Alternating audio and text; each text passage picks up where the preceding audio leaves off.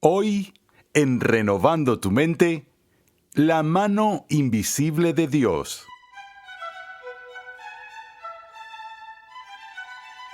La conocida narración de Moisés y la zarza ardiente evoca asombro y admiración.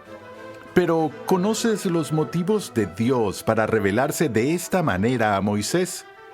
En esta nueva serie que comenzamos hoy, R.C. Sproul examina el relato bíblico del encuentro de Moisés con el Dios Santo que cambió su vida. A través de 10 lecciones, explica el significado de la aparición de Dios en la zarza ardiente, así como la importancia de sus palabras a Moisés. Además, el Dr. Sproul demuestra cómo la venida de Jesucristo está prefigurada en este encuentro entre Dios y Moisés en Tierra Santa.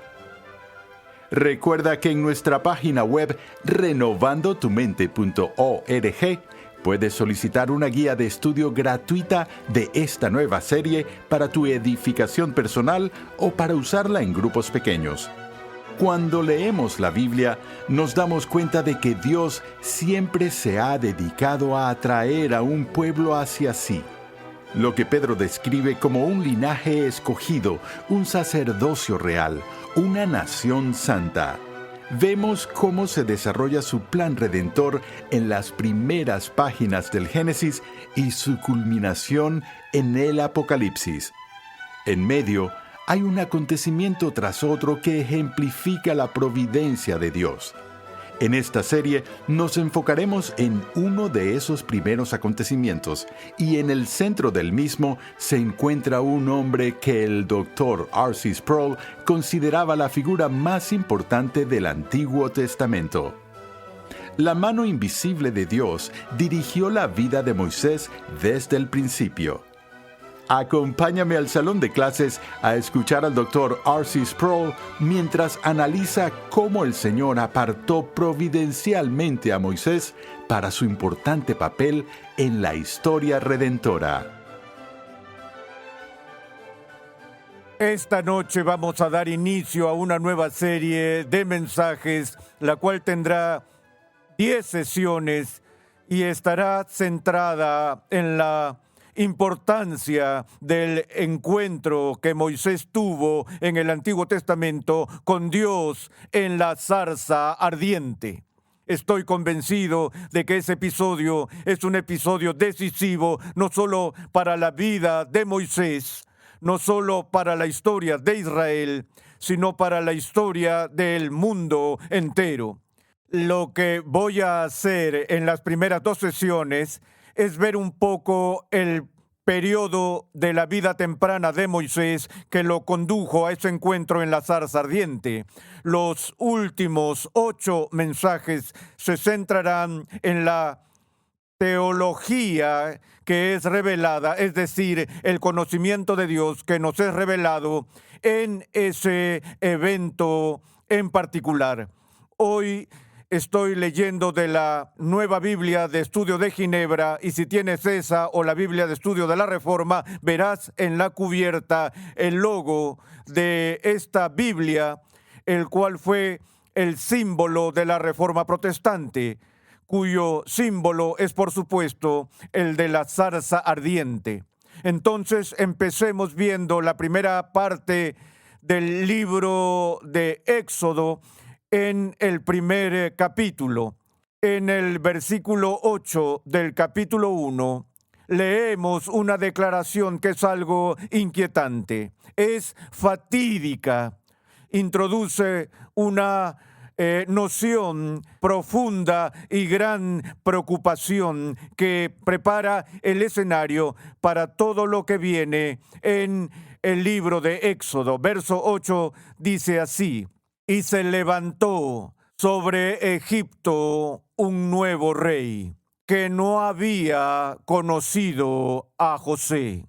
Si estás familiarizado con la historia que es revelada en el libro de Génesis, de inmediato sientes el peso de esta declaración, porque el libro de Génesis termina cuando los hijos de Israel son convocados a mudarse de Canaán, donde la hambruna había golpeado muy fuerte, y ahora van a las fronteras de Egipto, donde José estaba desempeñándose como primer ministro. Y a esta familia judía se le dio la tierra de Gosén para que se estableciera. Conforme pasaron los años, la población de este grupo judío que vivía dentro de las fronteras de Egipto creció de forma exponencial y se convirtió en un grupo grande dentro de la población de Egipto. En el pasado gozaban del favor del faraón, quien había ascendido a José al nivel de primer ministro, pero ahora todo eso queda atrás y un nuevo faraón llega al poder. Aquí se nos dice que no había conocido a José, y eso muestra un cambio radical en la relación entre los visitantes judíos o inmigrantes y el país anfitrión de Egipto. Y este nuevo rey dijo a su pueblo: miren, el pueblo de los hijos de Israel es más numeroso y más fuerte que nosotros. Eso es quizás un hipérbole, no eran tan grandes, pero a sus ojos estaba muy preocupado por el crecimiento de los israelitas en medio de ellos. Entonces dice: procedamos, pues, astutamente con ellos, no sea que se multipliquen y en caso de guerra se unan también con los que nos odian y peleen contra nosotros y se vayan de la tierra.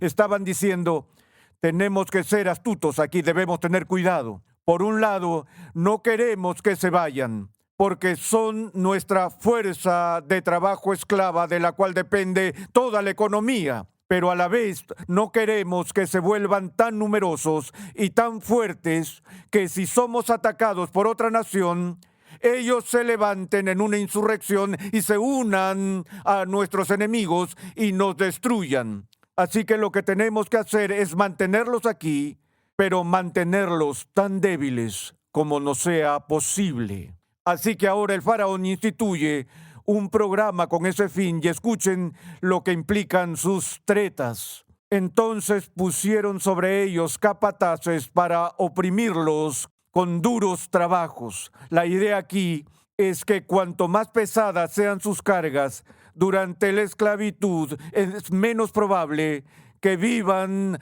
hasta la vejez, por lo que la esperanza de vida, en especial de los hombres entre los hebreos, se acortará. Continúa diciendo: y edificaron para Faraón las ciudades de almacenaje, Pitón y Ramsés, pero cuanto más los afligían, más se multiplicaban y crecían. Así que tuvieron el resultado exactamente opuesto a lo que Faraón y sus tretas habían tratado de lograr. Y así ellos temían a los hijos de Israel. Entonces los egipcios obligaron a los hijos de Israel a trabajar duramente.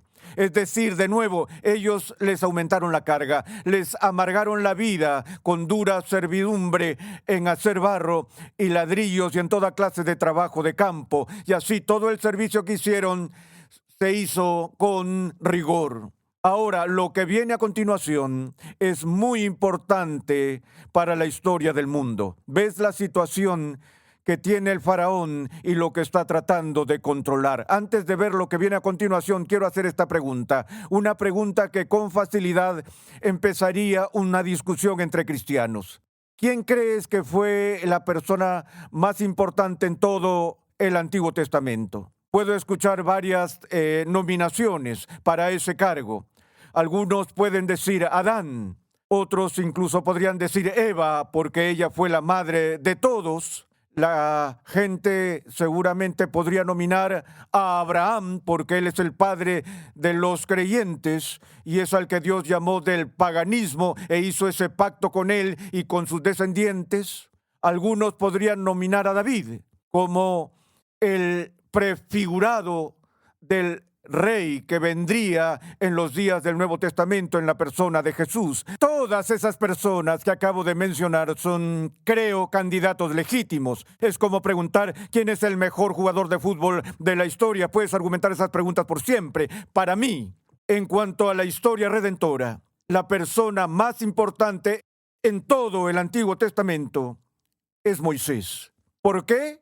No solo porque sacó a la gente de la esclavitud en el Éxodo, que nuevamente fue un evento decisivo para toda la historia, sino porque también fue el mediador del antiguo pacto, al igual que Jesús es el mediador del nuevo pacto. Y es a través de él que Dios entregó la ley a Israel en la entrega de los 10 mandamientos. Yo veo esto de la siguiente manera. Sin Moisés, sin escape de la esclavitud, sin éxodo, quizás no habría un judío sobreviviente sobre la faz de la tierra hoy. Porque sin el éxodo y el liderazgo de Moisés, los esclavos judíos nunca habrían sido moldeados en una nación por Dios. Y nunca habrían tenido el código de la ley que fue entregado a través de Moisés. No puedes estudiar jurisprudencia en la civilización occidental sin ver el impacto del decálogo pronunciado por Moisés posteriormente en el derecho romano, así como en la ley británica y en la jurisprudencia estadounidense. Así que este hombre es de gran importancia. Y los primeros capítulos del libro de Éxodo nos revelan una providencia extraordinaria por la cual Dios en su soberanía le dio al mundo a Moisés. Ahora, el miedo del faraón se ha intensificado a tal punto que su nuevo programa de tretas a fin de protegerse del problema del crecimiento en fuerza de estos esclavos judíos, fue el destruir a los bebés que estaban a punto de nacer. En un significativo paralelo redentor e histórico, un edicto sale de Faraón no muy diferente al de Herodes en los días del Nuevo Testamento, con la matanza de los bebés, a fin de destruir al niño Jesús. Así que en este momento de la historia, el faraón emite un decreto para destruir a los niños judíos recién nacidos. Leamos su contenido. Y el rey de Egipto habló a las parteras de las hebreas, una de las cuales se llamaba Cifra y la otra Púa. Él dijo: cuando estén asistiendo a las hebreas a dar a luz y las vean sobre el lecho del parto, si es un hijo, le darán muerte. Esto no es tan solo un gobierno que aprueba el aborto, por muy perverso que eso sea. Este es un caso en el que un gobierno está ordenando el infanticidio. El gobierno, el rey, instruye a las parteras hebreas: si ves a esa mujer dando a luz y el bebé es un niño, es tu deber matarlo. Pero si es una niña, entonces vivirá. Versículo 17. Pero, una de mis palabras favoritas en la historia bíblica, pero, algo aparece que frustra este decreto del gobernante más poderoso del mundo. Pero las parteras, quienes, por cierto, estoy seguro que estaban intimidadas por el poder del faraón. ¿Cómo no iban a estarlo? Aquí está el hombre más poderoso del mundo. Pero las escrituras dicen: pero las parteras temían a Dios. Estas eran mujeres temerosas de Dios, que tenían más reverencia y temor de ofender a Dios que de ofender a Faraón. Sin ese temor y la providencia de Dios, de nuevo, no hay Moisés, no hay Éxodo, no hay ley. Entonces, las parteras temían a Dios y no hicieron como el rey de Egipto les había mandado. Este es un acto de desobediencia civil que recibe la bendición de Dios. Siempre debemos obedecer a los magistrados civiles, a menos que nos ordenen hacer algo que Dios nos prohíbe o nos prohíben hacer algo que Dios ordena. Y en este caso, se les ordenó matar a estos bebés, lo que violaría el carácter de Dios y sus propias conciencias. Así que desobedecieron a Faraón. No hicieron como el rey de Egipto les había mandado, sino que dejaron con vida a los niños. El faraón se entera de esto. Escuchen esto. Llama a las parteras y les dice, ¿qué han hecho? ¿Por qué han salvado a esos niños? ¿Por qué no hicieron lo que les pedí que hicieran? ¿Cómo responden las parteras? Responden con una mentira justa. Existen esas mentiras justas. Entendemos en la ética bíblica de que hay santidad en la verdad y debemos decir la verdad siempre que podamos, pero el principio es este, que siempre debemos decir la verdad a quien se le debe la verdad. Es decir, siempre estamos llamados a decir la verdad, toda la verdad y nada más que la verdad en el caso de justicia.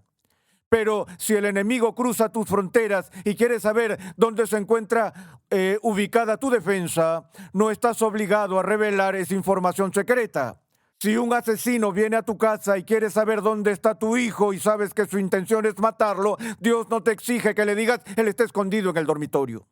Esto fue un engaño piadoso que recibe la bendición completa de Dios, por cierto.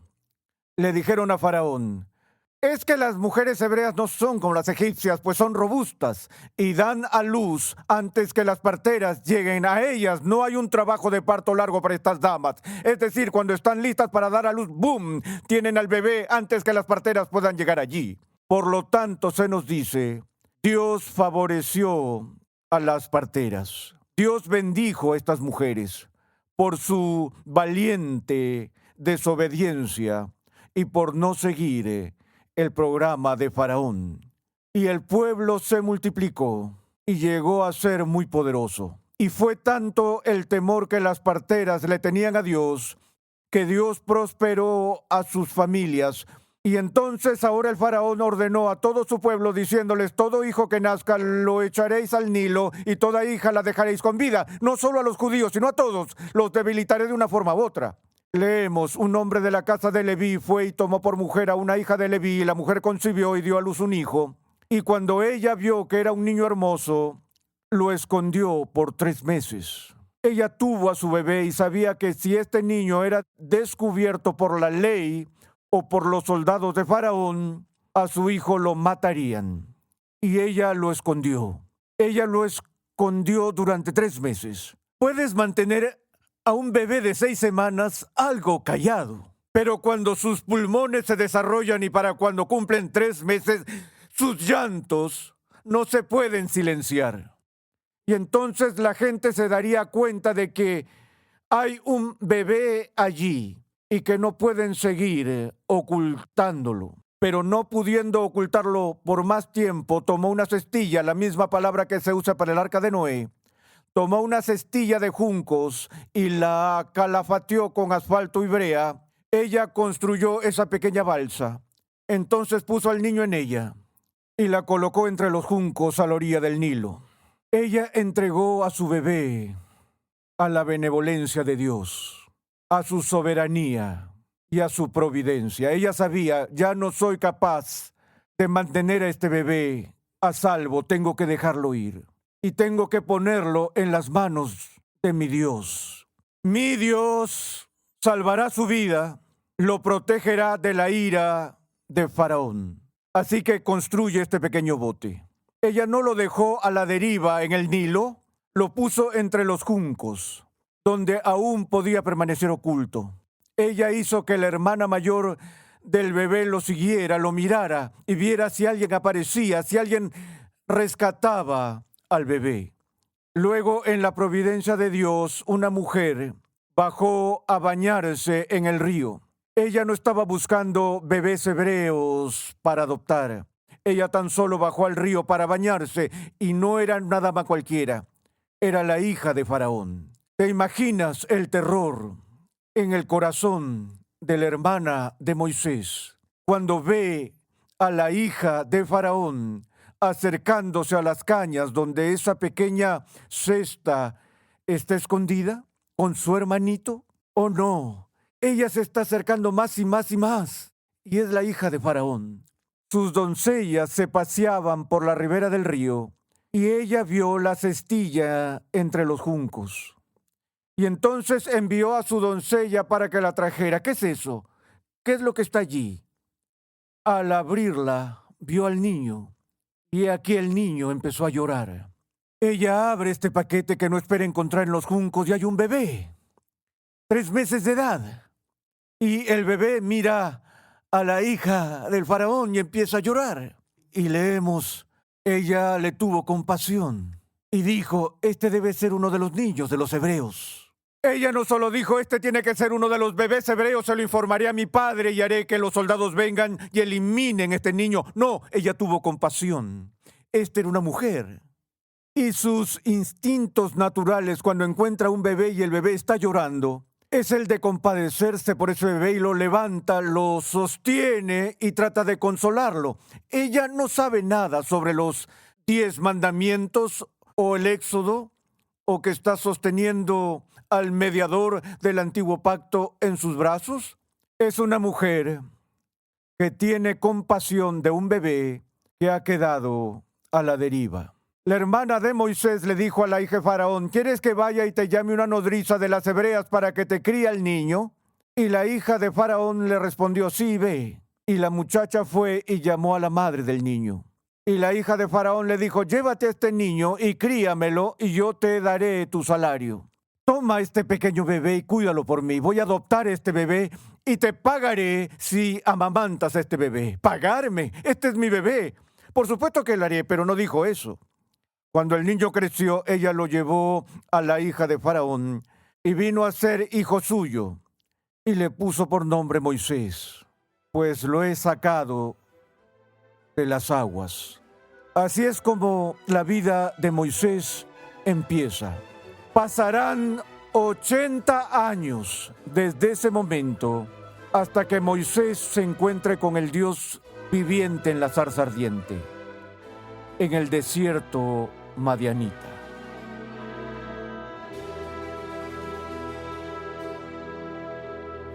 La historia de Moisés fortalece nuestra fe en la soberanía de Dios. ¿No es así? Aunque el faraón intentó destruir a todos los bebés hebreos, Dios utilizó este mal para preservar a Moisés. Era el hombre elegido por Dios y fue protegido milagrosamente para hacer la obra de Dios.